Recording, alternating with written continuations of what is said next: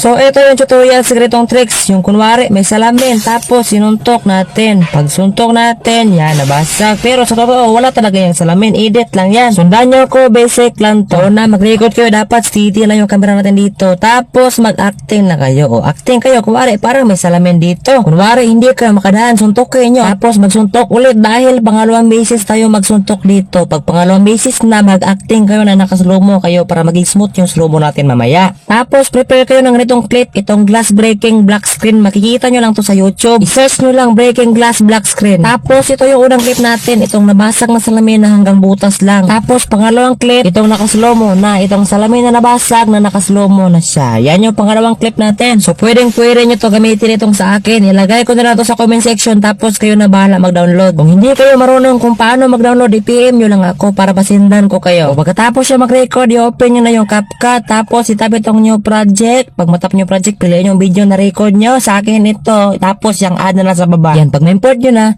punta na tayo sa part yung mag-umpisa na siya sa pangalawang suntok. Diba? Unang suntok yan. O, unang suntok. Ngayon, balik natin ha. Diba? Unang suntok. Ngayon, pag mag-umpisa na siya sa pangalawang suntok, yan yan. Pag mag-umpisa na siya sa pangalawang suntok, itap natin yung video. Tapos, i-split. Tapos, make sure naka-highlight yung nasa dulo. Tapos, punta na tayo sa speed. Itap yung speed sa baba. Tapos, normal. Tapos, yung circle, gawin natin 0.5. Itap ang smooth slow-mo. Tapos, itap itong better quality. Tapos, yung check na nasa baba. O, maglo-loading yan. Antayin nyo lang matapos. Pag matapos na siya mag-loading, itap natin ng 2 beses itong arrow na nasa baba. O, itap natin 2 beses. Tapos, balik na tayo sa umpisa. At hanapin na natin sa part yung una na niyang pagsuntok. Yung una niyang pagsuntok, abangan natin. Unang pagsuntok. Yan, yung unang suntok niya, itap yung overlay sa baba.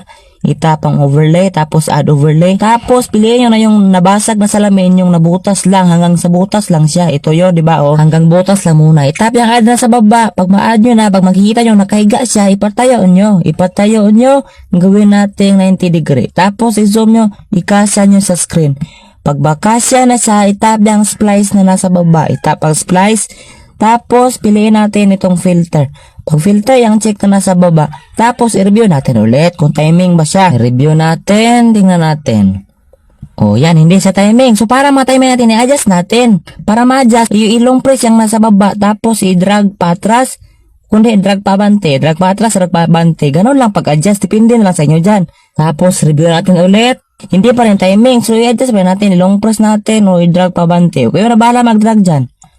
Timing na siya. Pag timing na siya, proceed na tayo sa pangalawang suntok. Abangan natin sa pangalawang suntok niya. Yan, pag pangalawang suntok na, add overlay na naman. Tapos, i-add nyo na yung slow-mo na nabasag na sa amin. Yan, nakaslow-mo na siya. Kita nyo to. Yan, nakaslow-mo siya. Yan yung pangalawa nating i-add. Itap yung add na nasa baba. Pag ma-add na, tapos, yung process pa rin katulad ng ginagawa natin sa una, ipatayo nyo kapag nakahiga siya. Ipatayo nyo, gawin yung 90 degree. Tapos, i-zoom nyo, ikasya nyo sa screen. Pag makasya na, ganun pa rin. Tap yung splice sa baba, filter, tapos yung check na nasa baba. Tapos, i-review ulit natin. Tingnan natin kung timing ba. Timing na siya. Tapos, makikita nyo ang smooth pa ng slow-mo natin dito. Tapos, yung sobra, pwede nyo naputulin. Itap yung video, i-split.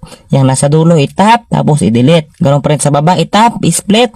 Tapos, i-delete. Tapos, i-review natin. Tingnan natin kung ano pang kulang dito. Unang suntok.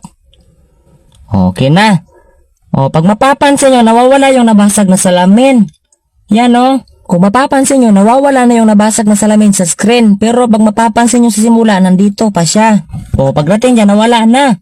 Kasi yung clip natin, maikli lang yung unang clip natin. So para magtatagal sa screen tong salamin, itaro natin yung maikli na clip. Make sure itong white na line nakatapat dyan sa dulo ng clip natin. Tapos, hanapin natin yung freeze. Itap nyo ang freeze. Tapos, yung naka-freeze na yan, pahabain natin yan na make sure nakadugtong siya sa pangalawa nating clip. Para madugtong, itap natin yung naka-freeze na yan, yung nasa baba.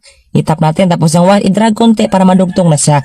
Tapos, i-review na natin. Tingnan natin kung timing na ba, tingnan natin kung gusto ba. Unang suntok. Yan. Ayan, nagtatagal na yung salamin sa screen. Tapos, yung pangalawang suntok. Nabasag na. Okay, yan, goods na yan. Pwede nyo nang export yan. Ganun lang ka-basic, ganun lang ka-simple. Sana nasundan nyo yung tutorial ko, guys. Alam kong kaya nyo yan. Basta sundan nyo lang ng maigi. Pakishare na lang din para makaabot ito sa mga baguhan. So kung may natutunan kayo sa video ko, ito lang, sapat na. At kung gusto nyo pa ng maraming tutorials at matuto ng iba't ibang tricks gamit ang CapCut, ito lang, sapat na. Salamat!